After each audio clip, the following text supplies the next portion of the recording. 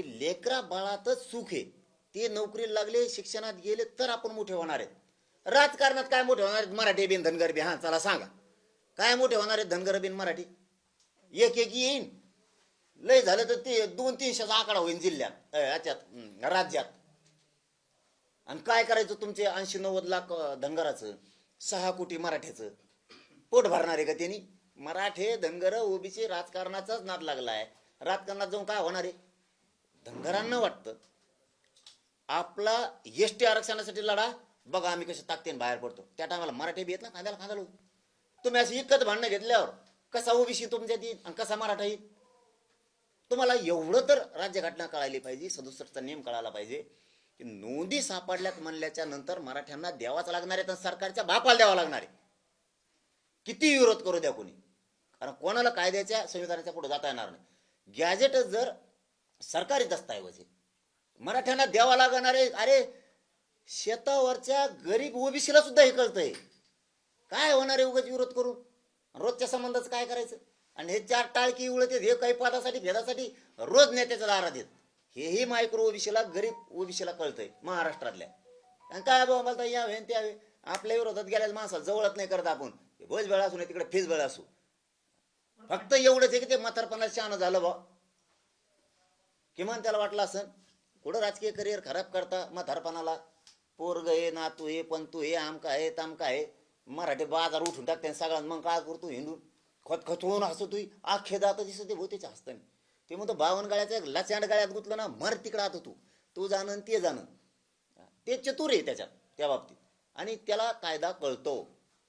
भुजबळला कायदा कळतो. त्याच्या डोक्यात हे नोंदी सापडल्यात, गॅजेट सरकारी दस्तावेज, त्याला कायदा कळतो, त्याला मंडळ कळतो, त्याला राज्यघटना कळती, त्याला राज्य मागासवर्ग आयोग, केंद्रीय मागासवर्ग आयोग सगळं कळतं. त्याला माहिती आहे नोंदी मिळाल्या म्हणल्यावर हे द्यावाच लागणार आहेत, आणि हे आपण किती विरोध केला तरी मिळणार आहेत.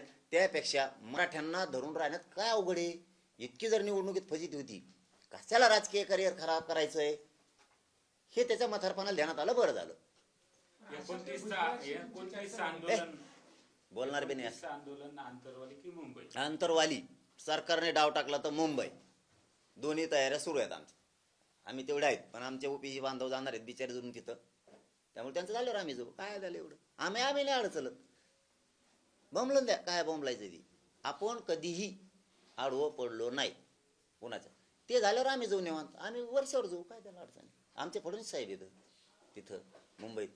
मुंबई आमची, महाराष्ट्र आमचं, आमचे फडणवीस साहेब आहेत तिथं. मग आमचे काय वर्ष आमची नाही, तुमची आपली सगळ्याची वर्ष. आपण वर्षावर बसू. वर्षावरचं आंदोलन कधी? डाव टाकलं की वर्षाच असते, तिथंच असतं. आणि फडणवीस साहेब विरोध बी नाही करणार. कशामुळे विरोध करते? त्यांचं घर आहे म्हणून. काय म्हणजे आम्ही त्यांना मतं देऊन मोठं केलं. राज्य आमचं, मुंबई आमची, फडणवीस साहेब आमचे, आणि ते कसं काय त्यांच्या घरावर नाही म्हणते? खोलीत अडचण होईल तर मी वर बसन स्लॅबवर. काय अडचण आहे वर्षाच्या? वर्ष सगळ्याची. आणि ते निर्णायक आंदोलन फाईट हे आता त्यांनीच त्यांचं शोधायचं सरकारनं.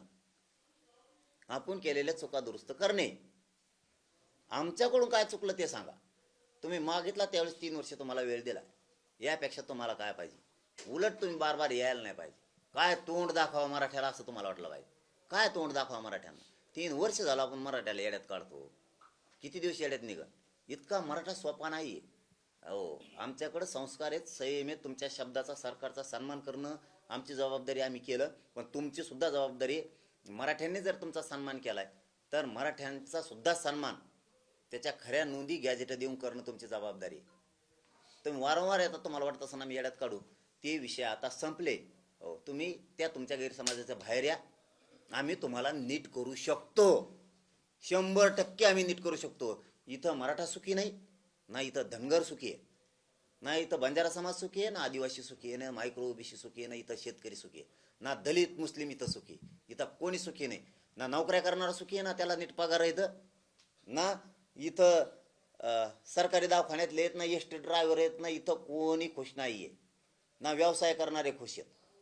इथं वर्षाचं उत्पन्न होत नाही. शेतीत एवढं नुसतं स्मार्ट मीटर बसले पडूसनी, त्याचं बिल यायला लागलंय ना. इथं अनुदान मिळतंय ना, इथं पीक विम्याचे पैसे आहेत ना, शेतीमालाला भाव. इथं कोणी खुश नाही. आम्ही तुम्हाला नीट करू शकतो आणि करणार. शेवटचा प्रश्न 3 वर्षाच्या आंदोलनात ज्या ज्या लोकांनी तुम्हाला विरोध केला ते लोक पुन्हा मावळ होतात, तुमची बाजू घेतात. नेमकी काय जादूची कांडी? जादूची कांडी नाही, मी प्रामाणिक समाजासाठी करतोय. हे माझ्या समाजाला मान्य. मी समाजाच्या लेकराचं हित सोडून काम करत नाही. त्यांनाही वाटतंय एखाद्या बारी इकडे तिकडे भेटीला आमदार फामदार पक्षाच्या गेल्यामुळे त्यांचं थोडंसं व्हायबल होत असतील, पण त्यांना पुन्हा वाटत असेल ते बी आपल्याच लेकरासाठी भांडतंय, आपल्याच लेकीसाठी भांडतंय. आणि काय वेगळं करतोय? समाजाच्या लेकीबाळीच्या कल्याणासाठी काम करतोय, सुखा समाधानासाठी त्यांच्या लेकरा बाळाच्या समाजाचं काम करतोय. हे मला त्रास देत आहे सरकार बी आणि काही आमचे पण. माझा समाज मला त्रास नाही होऊ देत, कारण मी त्यांच्या लेकरासाठी भांडतोय. ते मला कसं का उघडं पडू देतील भाऊ?